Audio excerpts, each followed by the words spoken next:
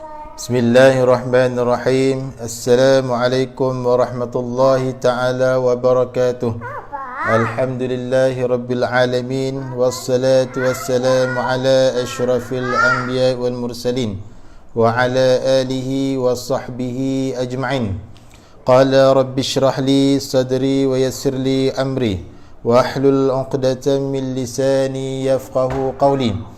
Subhanaka la ilma lana illa ma 'allamtana innaka antal alimul hakim.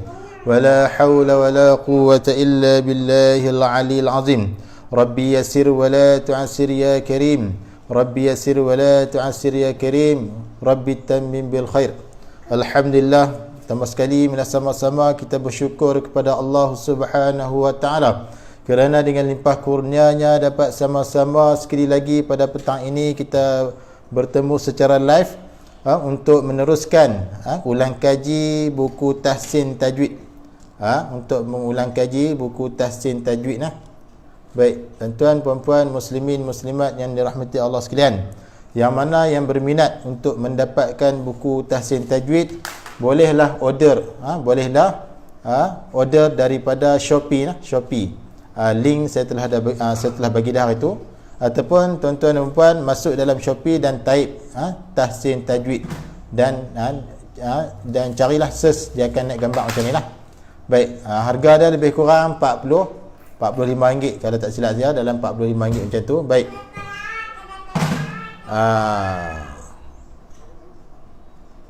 jadi dalam harga dia dalam 45 ringgit lah. Baik, jadi pada Pak Cik Jamil ingin minta live kali ni, saya mohon maaf lah, belum sedia lagi untuk live. Jadi nanti saya akan buat untuk bacaan surah-surah lazim nanti, insya-Allah lah. Boleh, nanti saya buka, nanti kita boleh live sekali, insya-Allah lah. Baik, jadi petang ni kita akan bincang sambung yang kemarin, insya-Allah. Jadi buku ni mudah lah. Buku ni dia ada bincang bab komponen anggota, suara, pembahagian lidah, jenis gigi, harakat, sifat huruf, makhraj huruf dan sebagainya, insya-Allah. Okey, sambung muka surat yang seterusnya. Yang mana ada buku ni boleh buat kelak, insya-Allah. Kita sambung muka surat. Mohon maaf lah, anak pun anak pun bunyi juga lah. Baik. Okey. Okey, kita sambung kemarin muka surat lah. Baik, kita ulang, kita sambung terus lah. Sambung terus. Semalam ataupun kemarin kita ada bincang berkaitan dengan sifat jahar, sifat hams. Kemarin kita ada bincang dah apa itu hams, apa itu jahar. Kita ada bincang dah kemarin, insya-Allah. Nanti habis khatam buku ni kita akan ulang balik, insya-Allah. Okey, untuk petang ni kita sambung muka surat 23 lah. Muka surat 23, petang ni kita sambung muka surat 23 lah. Baik, iaitu berkaitan sifat rakhawah. Sifat rakhawah. Baik, rakhawah tu maksud dia bila terlepas suara. Rakhawah maksudnya terlepas suara lah. Bunyi tu, suara tu terlepas ataupun suara tu mengalir. Baik, rakhawah dia kata terbukanya makhraj menyebabkan terlepas suara. Apabila terbukanya makhraj, maka suara itu pun terlepas keluar. Ketika menyebut huruf rakhawah lah, antaranya huruf ha pedas. Bila kita sebut ha tu, terbukanya makhraj dan menyebabkan suara tu terlepas. Mengalir suara dia. Sebutan dia panjang sikit.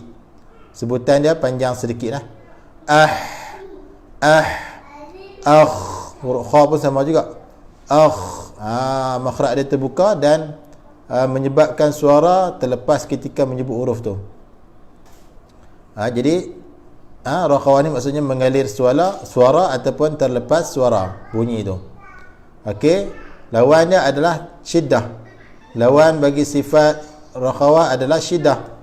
Syiddah pula maksudnya tertutup makhraj. Syiddah tu bermaksud tertutup makhraj disebabkan kuat. Huruf-huruf yang kuat, bersifat kuat. menyebabkan tertahan suara ketika menyebut hurufnya. Apabila kita sebut huruf yang bersifat dengan syiddah, maka makhraj tu jadi tertutup dan menyebabkan tertahan suara. Maknanya suara tu tak mengalir. Hamzah kan, i, u, jim, aj, ij, uj, maka tertahan suara tu. Suara tu jadi tertahan. Aj, ij, ad, id, aq, it, ab, ak, at. Suara tu jadi tak panjang lah. Maknanya sebutan dia tu tak panjang, tak mengalir suara dia. Sebabkan apa? Makhraj tu tutup dan tertahannya menyebabkan tertahan suara ketika menyebut huruf tu. Sekali lagi, raqawah ni terlepas suara, mengalirnya suara. Sebab apa? Kerana terbukanya makhraj. Makhraj tu terbuka menyebabkan terlepasnya suara ataupun mengalirnya suara ketika menyebut hurufnya. Huruf raqawah selain daripada syiddah dan selain daripada selain daripada tawassut ni. Itulah huruf raqawah. Manakala lawan bagi sifat raqawah adalah syiddah. Lawan bagi sifat raqawah adalah syiddah. Syiddah pula tertahan. Tertahan apa? Tertahan suara, tertahan bunyi. Syiddah dia kata di sini tertutupnya makhraj. Yang menyebabkan suara itu tertahan kerana tertutupnya makhraj. Menyebabkan tertahan suara ketika menyebut huruf aj, ad, aq. Suara tu dia jadi tak panjang, sebutan dia tu tak panjang, tidak mengalir sebutan dia. Suara tu tidak mengalir. Sebutan dia pendek-pendek lah. Okey, kalau raqawah sebutan dia panjang sikit. Sebab apa panjang? Sebab makhraj tu terbuka dan suara tu mengalir, terlepas. Yang tu kita kena tengoklah huruf yang bersifat raqawah. Kemudian tawassut. Sifat tawassut ini adalah sifat pertengahan di antara raqawah dan syiddah. Kita nak faham apa itu tawassut, kita kena faham raqawah dulu, kita kena faham syiddah dulu. Kalau raqawah kita tak faham, syiddah kita tak faham, tawassut lagi dah tak faham. Jadi tawassut ni adalah sifat pertengahan di antara raqawah dan syiddah. Tawassut maksudnya pertengahan. Nak kata suara tu terlepas sangat pun tidak, nak kata suara tu tertahan pun tidak, duduk tengah-tengah. Dia kata tawassut ni makhrajnya tidak tertutup. Makhraj tu tak tertutup sepenuhnya, menyebabkan tidak terlalu tertahan suara tu dan tidak terlalu terlepas suara. Maknanya suara tu nak kata tertahan pun sangat pun tidak, nak kata suara tu terlepas pun tidak. Tu tawassut, sifat pertengahan di antara dua ni, raqawah dan syiddah. Kalau tengok gambar rajah lebih kurang macam ni lah. Ni gambar rajah, lebih kurang macam ni lah. Mengenai aliran suara tu, jalan untuk suara keluar tu tak tutup sangat, tak tutup sepenuhnya, dia tutup sikit lah. Dia tutup sikit saja. Kalau kita tengok lidah ni, dia tutup sikit saja makhraj dia. Tu jalan untuk suara tu keluar tu. Tutup tu tak sepenuh, maka suara tu keluar juga, tapi tak nak kata terlepas sangat pun tidak juga. Itulah dimaksudkan tawassut. Sebut suara huruf yang bersifat tawassut itu terlepas sangat pun tidak, tertahan sangat pun tidak. Huruf tawassut ada 5. Contohnya lam. Lam ni kita sebut dia, nak kata terlepas sangat pun tidak, tertahan sangat pun tidak. Al, pertengahan. Al, dia tak dia tak panjang macam tu. Ataupun al, dia tak tertahan. Sebutan dia sederhana. Alham, nun sama juga. Dia tak mengalir, suara dia tak terlepas.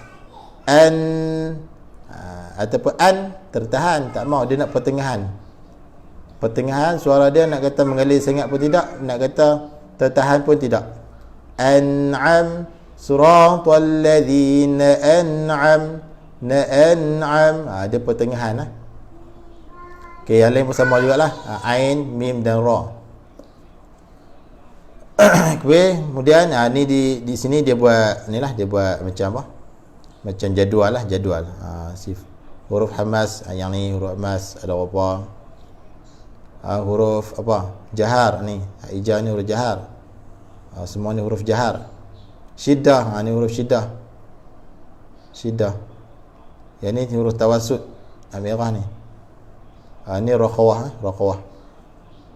Dia buat macam jadual. Okey, sekali lagi raqawah. Raqawah terbukanya makhraj menyebabkan suara tu terlepas. Syiddah pula tertutupnya makhraj menyebabkan tertahan suara. Okey, huruf dia yang ni lah. Huruf syiddah yang ni, tawassut yang ni, raqawah yang ni. Ni semua ni raqawah ni. Contoh dia kita sebut fa kan. Af. Sebutan dia mengalir. Bunyi dia tu mengalir. Af. Af mengalir. Sebutan dia mengalir. Ath mengalir. Suara dia mengalir, terlepas. Simpul, sebutan dia mengalir. Ash, sebutan dia mengalir. Sebutan dia mengalir. Sebutan dia mengalir. Sebutan dia mengalir. Sebutan dia mengalir. Sebutan dia mengalir. Sebutan dia mengalir. Mengalir. Iya, sebutan dia mengalir. Sebutan dia mengalir. Okey, itu dimaksudkan dengan raqawah, mengalirnya suara ataupun terlepas suara. Sebabnya makhraj tu terbuka. Kemudian syiddah pula tertahan suara ataupun suara itu tidak mengalir. Hurufnya yang ni hamzah suara tu jadi macam tak terlepas sangat. Tertahan suara. Suaranya tidak mengalir. Suara tu tak mengalir. Suaranya tidak mengalir. Suaranya tak mengalir. Kemudian tawassut, 5 huruf. Suaranya pertengahan. Suara huruf tawassut pertengahan di antara terlepas dan tertahan. Al, an,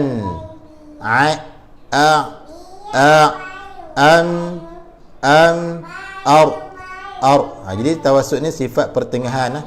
Makhraj tidak tertutup sepenuhnya. Kalau kita tengok gambar ni, dia punya makhraj dia, laluan suara tu tak tertutup sepenuhnya. Maknanya suara tu nak kata terlepas sangat pun tidak, nak kata tertahan pun tidak.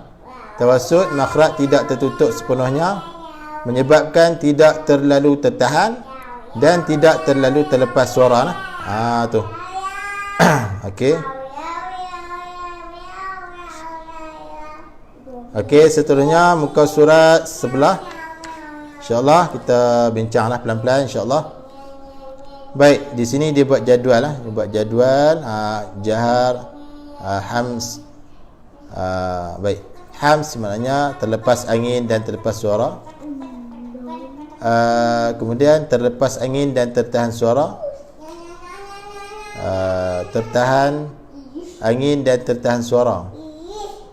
Tertahan angin dan tertahan terlepas suara. Okey. Kemudian tengok bawah ni. Okey, tengok bawah ni. Hamzah fathah. Hamzah fathah kaf sukun adalah salah satu huruf hams. Apabila kita baca saja huruf kaf ketika mati, maka pastikan ada angin terlepas, ada angin terlepas ataupun nafas yang terlepas. Ak. Baik. Kemudian ta, at. Ada angin yang terlepas, nafas yang terlepas. Kerana kaf ta ni bersifat dengan hams. At. Kemudian fa, af, sama juga. Af, af, ada udara yang terlepas, ada angin yang terlepas. Af, af. Shin, ash, ash, ada angin, ada nafas yang terlepas. Aus, aus, samalah. Setiap huruf hamas ni bila kita sebut dah, khususnya ketika dia mati, maka ada nafas yang terlepas, ada udara yang terlepas. Tu. Kemudian ni pula contoh bagi sifat apa ni? Sifat jahar. Sifat jahar iaitu tertahan udara, tertahan nafas. Contohnya qaf, aqqa, aqqa, nafas kita tertahan, tidak ada angin yang keluar. Aqqa. Jim, aj, tidak ada angin yang keluar, tidak ada nafas yang terlepas. Huruf mim, am, tidak ada nafas yang terlepas, tidak ada udara yang terlepas kerana bersifat jahar. Lam, al, tidak ada nafas dan angin yang terlepas. Baik. Kemudian huruf dad sama juga. Out, tidak ada angin dan tidak ada udara yang terlepas. Dha pun sama. Al, tidak ada udara dan angin yang terlepas. Kerana semua ni huruf yang bersifat dengan jahar. Jahar maksudnya tertahan nafas, tertahan udara daripada keluar. Sebab tu sifat huruf kita kena faham. Kalau kita tak faham, kita nak baca macam mana? Okey, seterusnya kita tengok pula sifat yang seterusnya. Sifat huruf yang seterusnya adalah sifat isti'la. Sifat isti'la dan istifal. Baik, isti'la ni lawan dia adalah istifal. Istifal lawan dia adalah isti'la. Apakah maksud istifal? Istifal ni maksud dia turun. Turun suara, turun bunyi. Sebab apa turun suara, turun bunyi? Turun bunyi itu sebab apa? Kerana tengok dia kata istifal menjauh pangkal lidah dari lelangit. Pangkal ni sebelah belakang ni lah. Sebelah belakang ni kita panggil pangkal, dia duduk jauh daripada lelangit, dia renggang, jauh. Menjauh ataupun merendah bahagian pangkal lidah yang menyebabkan bunyi suara itu turun. Apabila pangkal lidah ni menurun, merendah, menjauh daripada lelangit, maka bunyi suara itu pun menurun. Menjauh pangkal lidah dari langit ketika menyebut huruf menyebabkan suara menurun ke bawah. Lawan dia adalah isti'la. Lawan bagi sifat istifal adalah isti'la. Isti'la bermaksud terangkat. Suara tu terangkat. Bunyi suara tu terangkat. Sebab apa? Isti'la meninggikan pangkal lidah ke langit. Meninggikan pangkal lidah ni, bahagian belakang lidah ni dia meninggi lah. Dia rapat dengan, dia menaik, meninggi, merapat dengan lelangit. Apabila meningginya pangkal lidah ke lelangit, ketika menyebut huruf menyebabkan suara terangkat ke atas. Bila kita sebut huruf ni, huruf-huruf isti'la ni, maka suara huruf tersebut terangkat. Maka bila terangkat, maka sebutan dia jadi tebal. Huruf isti'la ada 7. Kha, akh. Bila kita sebut kha tu, akh, maka pangkal lidah ni meninggi lah. Terangkat ke lelangit yang menyebabkan suara kha itu menjadi tebal. Sad sama juga. Aus, maka pangkal lidah ni meninggi yang menyebabkan suara sad itu meninggi dan menjadi tebal suara dah. Dad sama juga. Bila kita sebut dad, out, pangkal lidah naik. Pangkal lidah naik, maka sebutan dad itu menjadi tebal. Out. Ghain pun sama juga. Au,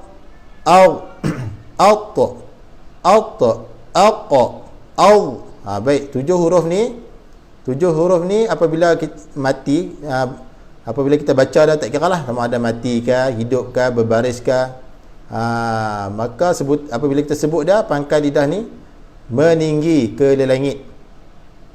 Apabila pangkal lidah meninggi ke lelangit, maka sebutan 7 huruf ini menjadi tebal. tebal. Kerana apa? Bila meninggi pangkal lidah ni, maka suara huruf itu pun terangkat. Baik.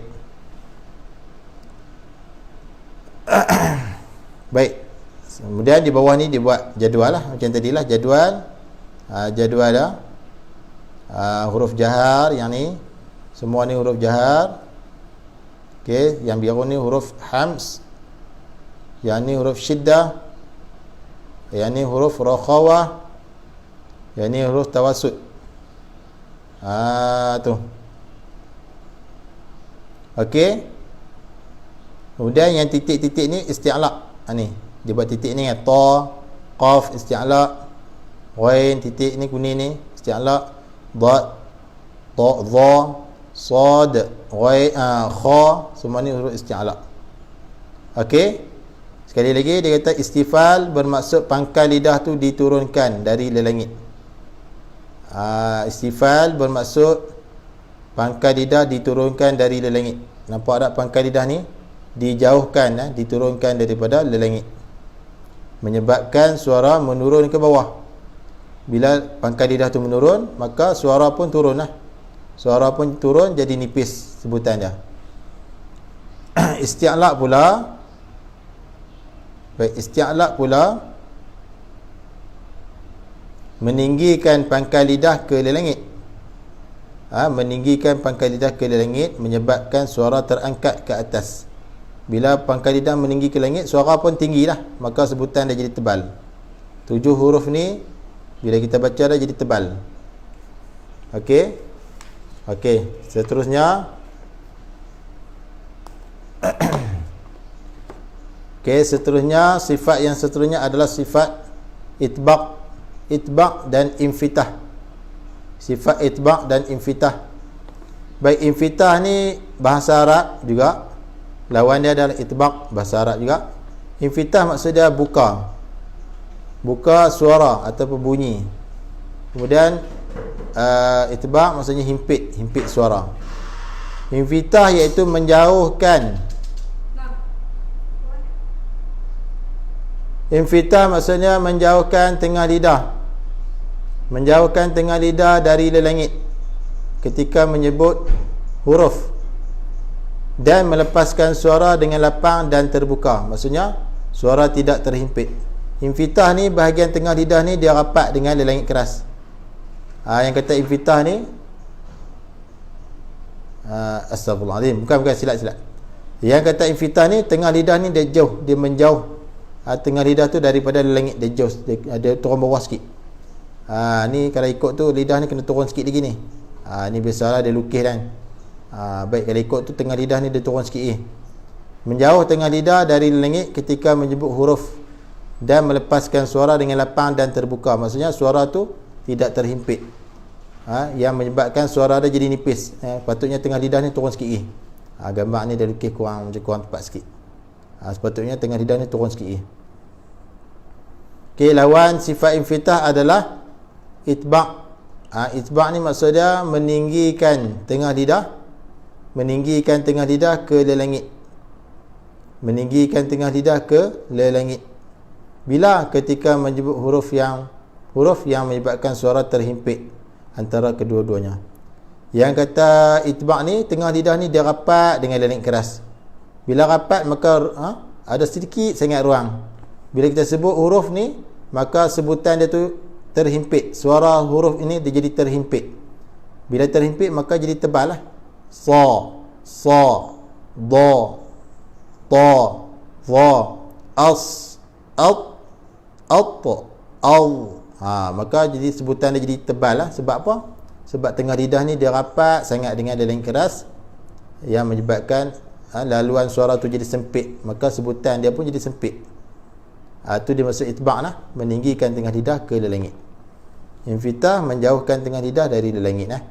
Kalau gambar ni kalau ikut tu kena turun sikit lagi ni lidah ni, tengah lidah ni. Baik, kemudian ni adalah gambar rajah dia lah. Yang ni kita boleh baca sendirilah. Infitah menjauh tengah lidah dari lelangit menyebabkan suara tidak terhimpit. Itbaq meninggikan tengah lidah dari ke lelangit, meninggikan tengah lidah ke lelangit menyebabkan suara terhimpit antara kedua-duanya. Baik, ada 4 huruf. Okey, seterusnya sifat isma'. Sifat isma' lawannya adalah izlaq. Isma' lawannya adalah izlaq. Baik, isma' ni apa dia? Sekat. Sekat. Suara tu sekat. Kalau izlaq, lancar. Sebutan suara huruf itu jadi lancar. Baik. Isma' maksudnya kedudukan makhraj huruf jauh. Kedudukan makhraj huruf jauh dari hujung lidah atau bibir, menyebabkan sebutan huruf tidak lancar. Contoh dia hamzah. Hamzah duduk di sini, di bahagian pangkal halkum. Bila kita nak sebut dia tu jadi kurang lancar. Sebab apa? Sebab hamzah ni tempat dia jauh, dia duduk sini, dalam ni. Jauh daripada bibir dan hujung lidah. Jadi sebutan hamzah itu jadi kurang lancar. Kurang lancar, tersekat-sekat, kurang lancar kerana makhrajnya di bawah ni, jauh. Begitu juga ha simpul, ain, ha pedas, kha, ghain, semua tu kebanyakannya sifat isma' kerana makhraj dia jauh daripada bibir dan lidah. Maka sebutan jadi kurang lancar. Kurang lancar. Lawan isma' adalah izlaq. Izlaq maksudnya lancar sebutan dia, suara huruf tu lancar. Kedudukan makhraj huruf keluar daripada hujung lidah atau bibir, menyebabkan sebutan huruf mudah dan lancar.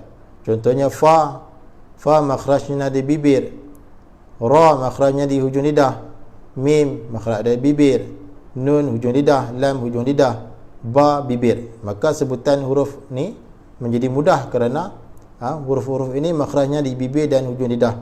Jadi bila nak sebut tu jadi mudah. Itulah yang dimaksudkan dengan izlaq. Baik.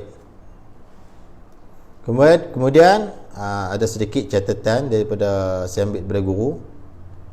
Huruf lingkungan lidah yang lain.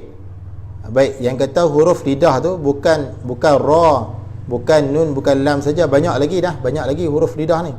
Antaranya ta, dal, ta, sad, sin, zai, banyak lagi huruf lidah ni. Tapi sebab apa huruf lain tu tak bersifat dengan izlaq? Yang lain kebanyakan huruf lidah bersifat dengan isma'. Sebab apa? Okey, dibaca sini, dia kata huruf lingkungan lidah yang lain dari lam, nun dan ra tidak bersifat dengan izlaq, tidak bersifat dengan lancar lah sebutan huruf tu. Sebab apa? Kerana alasan ulama, semua huruf-huruf itu tidak sampai martabat lancar dan ringan sebutan seperti huruf ra, nun dan lam tadi. Sedangkan huruf lidah ni banyak, bukan lam, nun, ra saja, banyak lagi ta, ta, dal, sin, sad, zai, semua tu huruf lidah. Tapi sebab apa huruf yang lain itu tak termasuk dalam izlaq? Sebab apa huruf yang lain itu bersifat isma'? Kerana alasan ulama, semua huruf-huruf itu tidak sampai martabat kelancaran, tak sama lah, dan ringan sebutan seperti ra, nun dengan lam. Baik, jadi ra, nun dengan lam ni sebutan dia lebih lancar daripada yang lain dan lebih ringan daripada yang lain. Yang lain tu sebutan dia kurang sikit. Sebab itulah huruf-huruf yang lain tidak bersifat dengan izlaq. Baik. Yang ni pun sama juga, isma' kan. Ini jadual ada. Okey, insya-Allah. Seterusnya, okey, yang terakhir untuk petang ini, yang terakhir, insya-Allah esok kita akan masuk yang ni pula, makhraj huruf. Okey. Sifat unggul. Sifat unggul maksudnya sifat yang tunggal, sifat yang tidak ada lawan, yang tidak ada pasangan. Baik. Inhiraf ni sifat tunggal, maksudnya melencong. Melencong tu melencong apa? Melencong suara tu melencong. Yang ni kita kena tengok gambar lah. Kita kena tengok gambar rajah baru kita boleh faham lah. Yang lam ni dia ada dua huruf, ra dengan lam. Yang kata melencong itu melencong suara, tapi saya tengok dalam kitab tajwid yang lain dia ada dua pendapat. Satu pendapat yang mengatakan hujung lidah itu melencong, melencong daripada makhraj lam ke makhraj yang lain. Al tu. Ra pun sama juga melencong. Ada dalam kitab tajwid yang lain dia kata melencong hujung lidah tu. Maknanya kedudukan hujung lidah itu tidak tetap pada makhraj dia. Kalau lam hujung lidah tekan pada lelangit dekat gusi tu, gusi gigi atas tu dekat lelangit tu. Tetapi dia kadang-kadang dia melencong ke makhraj nun. Sebab dia bersifat dengan inhiraf. Ra pun sama, hujung lidah sentuh lelangit keras, kadang-kadang dia melencong ke makhraj nun. Baik. Itu satu pendapat. Satu pendapat lagi mengatakan yang kata inhiraf ni melencongnya suara, bunyi huruf tu. Bunyi huruf tu melencong, suara tu melencong.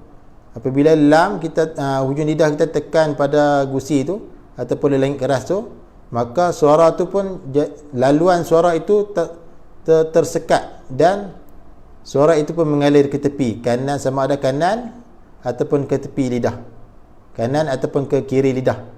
Tu sebab apa? Laluan tengah itu sudah disekat oleh lidah tu. Yang ni kena tengok gambar lah baru kita nampak. Ra juga melencong, iaitu bahagian lidah tu kan, bahagian lidah. Ni bahagian ni kita lidah. Lidah. Kemudian yang melekat ke langit tu ni, sini dengan belah ni. Tengah ni dia ada ruang. Jadi suara tu berlari ke tengah ni. Dia ada ruang tengah tu. Yang ni kena tengok gambar baru kita boleh faham. Okey. Baik. Tu dimaksudkan dengan inhiraf. Yang ni kena tengok gambar baru kita boleh faham insya-Allah. Kemudian sifat seterusnya, sifat tunggal iaitu qalqalah. Qalqalah maksudnya melantun. Qalqalah terbahagi kepada tiga. Dalam kitab ni dia kata qalqalah sughra, qalqalah wusta dan qalqalah kubra. Dalam kitab yang lain mengatakan qalqalah sughra, qalqalah kubra, qalqalah akbar. Beza dari segi nama sahaja, tapi yang tulah lah. Qalqalah maksudnya melantun. Huruf tu melantun ketika huruf ini mati. Sama ada mati asli ataupun mati disebabkan waqaf. Kalau mati asli dipanggil qalqalah sughra, iaitu huruf qalqalah ni 5 ni, tak kiralah huruf yang mana pun, berada di tengah kalimah dan bertanda sukun asli, maka kita kena lantunkan secara perlahan. Kalau di akhir kalimah disebabkan kita waqaf pada dia ada baris tapi kita waqaf pada dia jadi matilah. Yang tu dipanggil qalqalah kubra. Dan dia berada di akhir kalimah dan ada syaddah, kita waqaf pada dia, yang tu dipanggil qalqalah akbar. Baik, dalam kitab ni dipanggil kubra. Pastikan kena bagi sifat dia itu melantun. Kemudian sifat tunggal yang seterusnya dalam kitab ni dipanggil sifat unggul.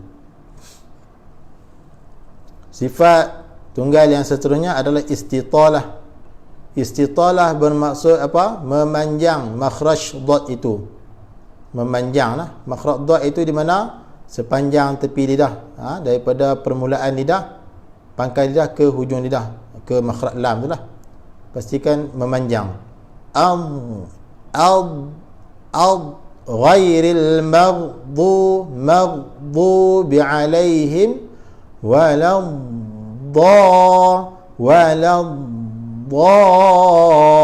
makhraj dia panjang lah. Memanjangkan makhraj dha, sebutan dia tu jadi panjang. Baik, kemudian gunnah, sifat gunnah iaitu dengung. Gunnah ni dengung yang ada pada mim dan nun. Diri dia tu memang ada dengung dah, walaupun dia baris fathah, baris kasrah dan sebagainya. Tambah lagi kalau dia ada syaddah, lagi dah dengung, ataupun berlaku hukum-hukum yang dengung, ikhfa, idgham dan sebagainya. Baik, kemudian sifat tunggal yang seterusnya adalah bergetar, iaitu takrir. Takrir juga adalah sifat tunggal yang tidak ada lawan. Takrir maksudnya bergetar. Ia berlaku pada huruf ra sahaja, yang mana hujung lidah tu bergetar. Ar, ir, bergetar. Tapi getaran tu jangan banyak sangat lah. Salah dah. Sikit sahaja. Paling banyak 2. Allahu Akbar. Dia ada getaran di hujung lidah lah ketika sebut huruf ra. Kemudian seterusnya sifat tunggal yang seterusnya ataupun dipanggil sifat unggul dalam kitab ni, iaitu tafashi. Tafashi bermaksud berhamburan angin. Ketika kita sebut shin, pastikan ada hamburan angin yang keluar. Sya, shi, shu, ash. A'udzu billahi minasy syaita. Ada angin yang berhamburan. Itu dimaksudkan dengan tafashi. Seterusnya sifat tunggal iaitu sofir. Sofir maksudnya berdesir. Berdesis, bersiul. Apabila kita sebut 3 huruf ni ada desiran. Contohnya zai, az. Membezakan di antara zai dengan zal. Sin, as. Ada desiran.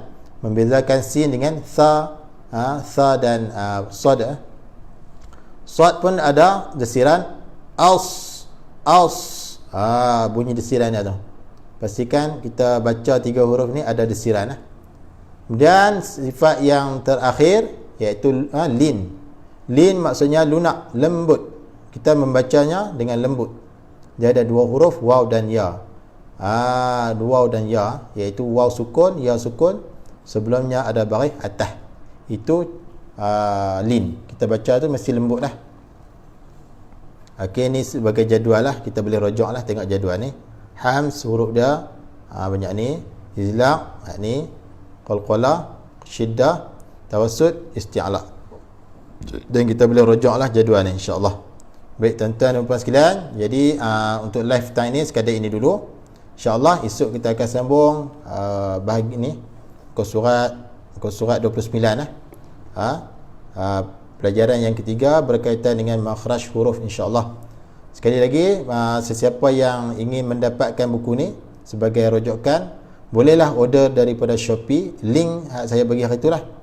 Saya dah bagi hari tu link hari tu. Ataupun masuk dalam Shopee type kitab Tahsin Tajwid lah. Kitab Tahsin Tajwid insya-Allah. Harga dia lebih kurang dalam RM45 insya-Allah. Mampu lah, insya-Allah mampu. Sebab benda lain mahal kita boleh beli, takkan kitab RM45 pun kita mahal. InsyaAllah lah. Untuk ilmu insyaAllah kita boleh beli. Baik, jadi sekadar itu dulu live time ni untuk ulang kaji Tahsin Tajwid.